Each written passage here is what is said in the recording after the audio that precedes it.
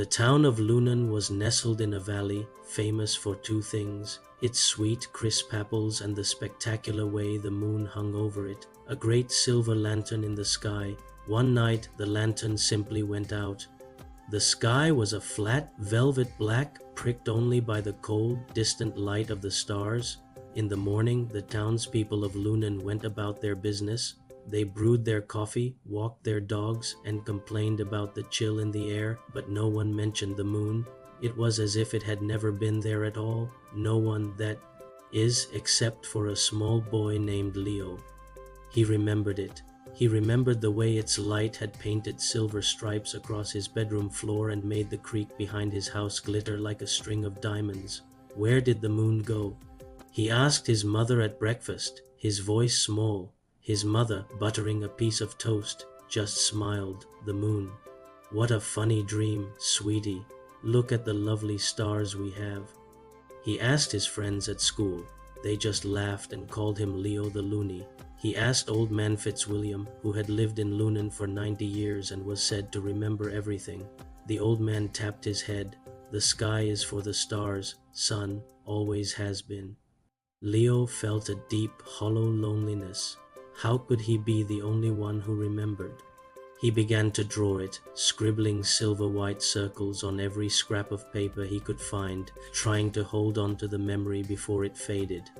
One afternoon, tucked away in the dustiest corner of the town library, he found a book bound in cracked leather. It was called Forgotten Wonders. Inside, it told of celestial spirits that would occasionally wander from the sky, and if no one held them in their memory, they would simply fade into nothingness, their existence erased from the world.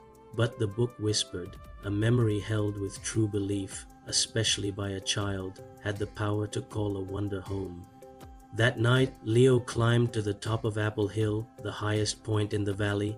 The star-dusted sky stretched out above him, vast and empty. He took out his favorite drawing of the moon, the one he had shaded so carefully to capture its gentle glow. He closed his eyes and thought with all his might.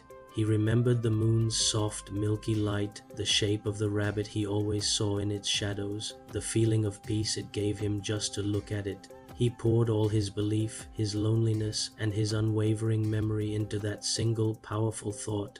A faint shimmer appeared in the darkness. At first, it was no bigger than a firefly. Then it grew soft and pearlescent. It swelled and brightened, pushing back the oppressive dark until it was whole again, a magnificent, luminous pearl hanging in the sky. The moon was back. Down in the valley, lights in the houses of Lunan began to flick on. People stepped onto their porches, drawn by an unfamiliar light. They looked up, a strange sense of comfort and wonder washing over them. A feeling of finding something they never even knew they had lost. On the hill, Leo smiled, no longer lonely. He was the boy who remembered the moon, the secret keeper of the town's most beautiful wonder, and he knew as long as he was there, it would never be forgotten again.